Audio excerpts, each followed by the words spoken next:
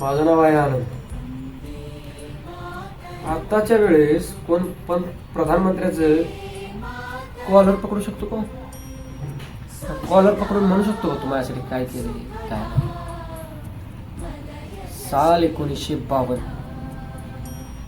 आम निवडणूक लढवून पंडित जवाहरलाल नेहरू हे दुसऱ्यांदा प्रधानमंत्री झाले.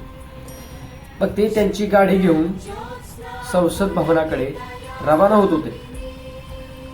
संसद गाडीतून उतरताना एका म्हाताऱ्या आजीने त्यांच्या कॉलरला पकडले आणि विचारले, भारताला स्वातंत्र्य मिळाले,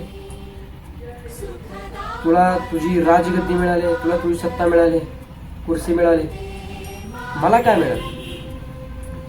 तेव्हा पंडित जवाहरलाल नेहरू म्हणतात,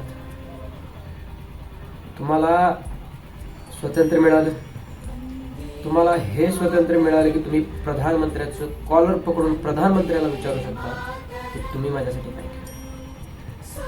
आताच्या काळात प्रधानमंत्र्याचा कॉलर तो सोडाच, त्याच्या विरोधात जरी बोललं तर काय म्हणतात माहिती आहे?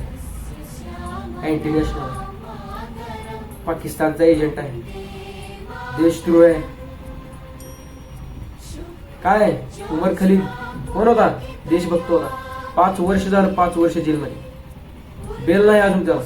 आणि आसाराम बापू सिद्ध झाले तो बलात्कार आहे म्हणून त्याला बेल दिली. सोनम वांगचुक काय केले रे त्या माणसाने त्याच्यासाठी? बघा रे, त्या माणसाला तुम्ही जेलमध्ये टाकता. जागे वा, पहा देशात काय घडते. विश्वगुरु बनताय, विश्वगुरु बनवायचंय का